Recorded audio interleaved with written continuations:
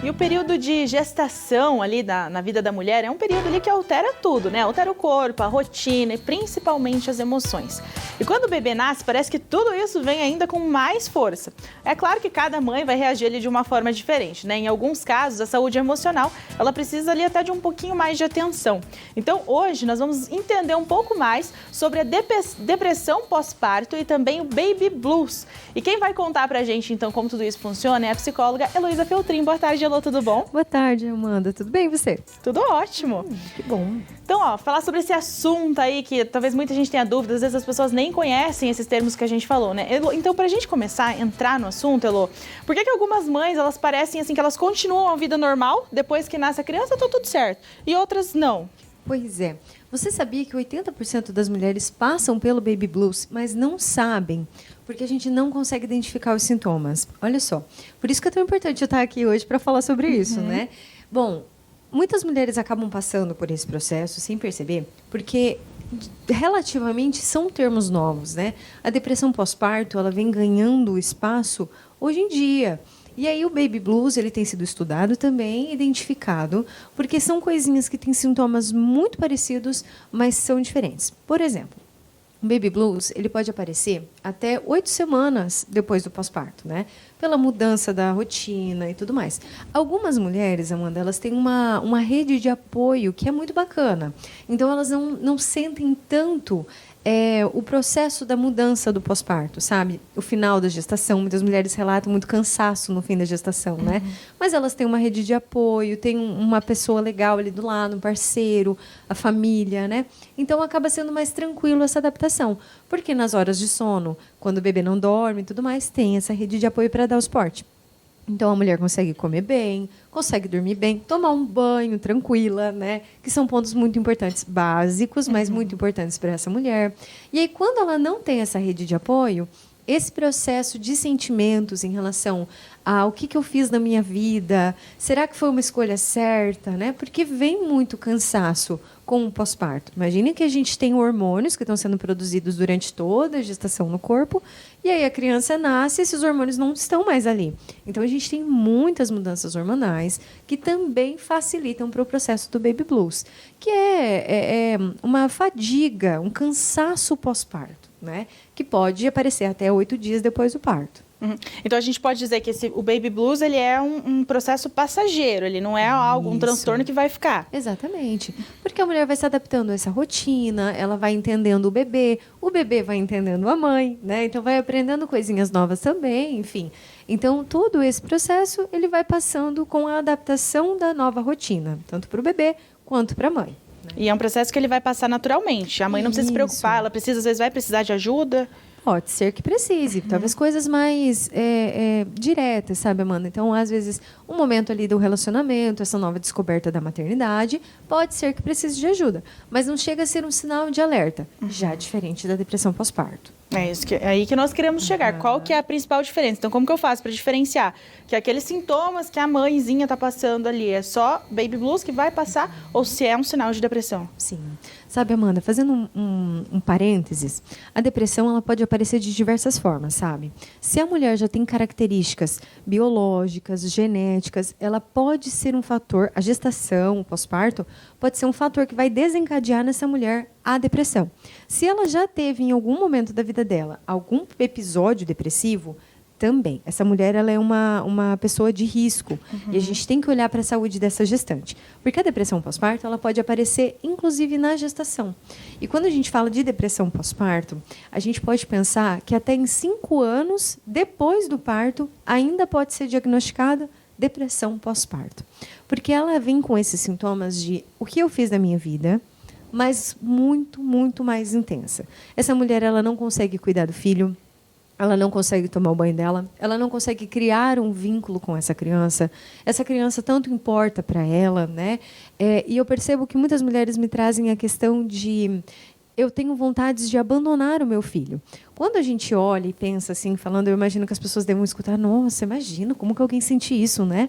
Mas sentem, muitas mulheres sentem isso e têm vergonha de falar. E é aqui que, às vezes, o processo da depressão pós-parto acaba sendo muito silenciosa na vida de muitas mulheres, porque elas têm vergonha de sinalizar, de pontuar. E outra, a gente tem depressão pós-parto paterna também, porque esse homem agora não tem mais a esposa, ele tem uma mãe dentro de casa, né? E a partir disso, as mudanças que existem dentro de um relacionamento, essa nova pessoinha que vai exigir desse casal, sabe, Amanda? Então, tanto para a saúde da mulher quanto da saúde do homem, a gente precisa olhar para esse casal como um todo, né? Como vem essa criança, como essa criança chegou para esse casal. Foi uma gravidez desejada? Não foi, né? Então, esses são os pequenos sinais assim da depressão pós-parto. A falta da vontade de se cuidar, de cuidar da criança. Palavras de tipo, ai, pode ficar com ele, quer ficar com ele, quer levar para casa? Pode levar para casa. E não ter um vínculo real com essa criança, sabe? Coisas que contribuem para esse processo, a gente pode pensar também, Amanda, a gente vive num país muito machista, né? E sobre maternidade, todo mundo tem uma opinião. Se a gente for perguntar para qualquer pessoa, a gente sempre tem uma opinião sobre a maternidade, né? E isso vai fazendo com que essa mulher perca a própria identidade materna. Aquilo que ela quer como mãe, aquilo que ela espera, aquilo que ela quer alcançar. Então, isso também é um sinal. É como se essa mulher perdesse a identidade dela. E ela perdendo a identidade, quem é ela como mãe, né? Então, a gente pensa como um vazio mesmo. Essa depressão pós-parto, que pode existir já no início da gestação mesmo. E daí quando a gente fala disso, a gente pensa assim, que quem está passando por isso é a mãe, quem está sofrendo, quem está vivendo aquilo é a mãe. Mas interfere diretamente na relação dela com a família, com a criança. Então, o bebê, o filho, pode sofrer com isso também? Pode, Amanda. A gente tem casos, por exemplo, como pode ser diagnosticado até mais tarde, né? A questão de como o pai, a mãe, né, e a criança não acabam tendo um vínculo legal, essa criança acaba tendo problemas no desenvolvimento, né? Porque essa mãe ela não vai estar interessada em conversar com a criança, em brincar com a criança. Então, esse processo acaba sendo, sim, um fator que vai acabar problematizando no desenvolvimento da criança. Tanto quanto ser uma criança depressiva, ser uma criança negligenciada, e isso acabar acarretando ao longo da vida dela, né? Até futuramente também acabar se tornando uma pessoa depressiva, né? Então, a gente precisa pensar que essa depressão pós-parto, ela não para na mulher, ela acaba se estendendo para toda a família, né? E principalmente com o vínculo com a criança também. Como será esse desenvolvimento? Se você não tem vontade de cuidar da criança, dar comida para ela, como que ela vai se desenvolver, né? Então, acaba sendo algo natural dentro da família, sabe? Sempre foi assim, né? Então, isso prejudica muito, né, nesse relacionamento, nesse desenvolvimento da criança. E você falou que assim, a rede de apoio. Então é importante você envolver toda a família nesse processo, né? Sim. Então, nessa questão assim, tipo, eu acho que me identifiquei com o que a Ilô falou agora, né? Eu não estou sentindo que as coisas estão muito boas. Falem com pessoas que vocês conhecem dentro da família, né? Tem uma prima, tem uma amiga, tem uma irmã que está ali contigo. Fala para ela sobre isso, né? Peça ajuda. E saiba entender também, porque às vezes as pessoas não têm o que dar para a gente, né, Amanda? Então, a gente fala com elas, mas não me trouxe coisas boas, né?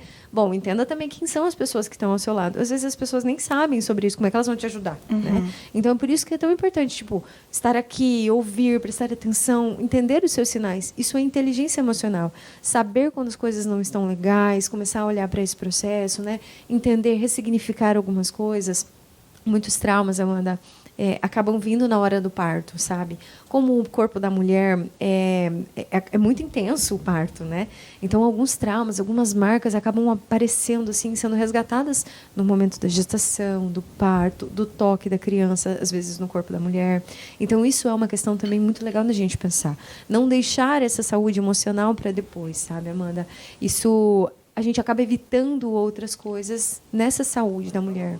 Então, a gente pode dizer que uma alternativa para você evitar ter um problema futuro com uma depressão pós-parto é fazer uma prevenção psicológica da saúde emocional antes? Exatamente. Eu sempre falo assim, o pré-natal psicológico, sabe? A gente vai entender contigo o que aconteceu dentro da tua vida, como foram os teus traumas, as tuas marcas, e o que tu leva para a gestação, o que tu leva para o teu pós-parto, né? Então, se você sofreu assim, um abandono materno, como vai ser você como mãe? Sendo que essa é a tua experiência, você aprendeu a ser daquele jeito, né? É isso que você quer fazer diferente? Então, a gente entende, ressignifica, acolhe esse processo, né, Amanda? Eu acho que isso é o ponto principal, acolher, porque não tem julgamento na psicoterapia. Tem que entender esse processo, o que aconteceu contigo, como você vai levar isso para a tua vida agora, porque a maternidade mexe com muitas coisas, isso é real.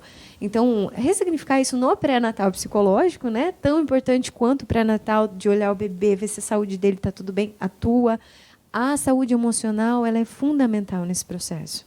E assim, para a gente finalizar aqui o bate-papo, que dava para se estender pela tarde inteira, né? Mas você falou, às vezes a mãe está assistindo em casa agora e falou, putz, eu estou passando por isso, eu estou sentindo, me identifiquei com algumas características, vou pedir ajuda. Mas também pode ser que a mãe está assistindo e ela não se deu conta de que ela está passando por isso. Mas o pai da criança, o marido, a mãe, né, a avó da criança, no caso, putz, a minha filha está passando por isso. Como que essa pessoa pode ajudar? Sim. Pode dar alguns sinais, por exemplo, filha, tá tudo bem, né, amor? Tô percebendo que você tá diferente, tá meio baqueadinha, né, quietinha, tá tudo bem? Você tá precisando de alguma coisa, né? E às vezes a gente também perceber aonde a gente pode ajudar essa mulher, né? Então ela tá sobrecarregada, nem que seja lavar uma louça. O básico funciona. Eu falo arroz, feijão e bife funciona, né? Mas quando é bem feito. Então, assim, estar ali com essa mulher, dar esse apoio, fazer um carinho, uma massagem, né? Procurar ajuda psicológica para ela, conversar. Às vezes pedir uma orientação para o profissional também, né? Olha, tá desse jeito depois do pós-parto, né? Ou durante a gestação. Ela fala muito sobre negar a gestação. Como é que tá isso? Como é que eu posso ajudar ela? Então, sempre estar em contato, não ter medo, não tenha medo. Não vai passar. A depressão pós-parto é um momento muito intenso na vida dessa mulher e outras coisas. A vida dessa criança e dessa mulher pode estar em risco, né, Amanda? Então, isso, já chegando no Setembro Amarelo, né? Prevenção ao suicídio, isso é muito importante de ser um sinal de alerta que vai piscar ali e buscar a ajuda certa. Perfeito. Então, assim, às vezes o pessoal de casa que, eu preciso de ajuda, né? Eu quero mais dicas. Como que eu ajo nessa situação? Pode falar diretamente com você, então. Pode sim. Estou aqui à disposição, né? Às vezes a gente demora um pouquinho para responder, mas estamos aqui na luta, né? Qual que é a sua rede social? @EloísaFeltrin _psicóloga. Pode me procurar lá, me manda uma mensagem. A gente vai conversando, porque a acolhida nesse momento é muito importante, né, Amanda? E eu estou aqui para isso. Perfeito. Muito obrigada, viu? Eu que agradeço. Até a próxima. Até.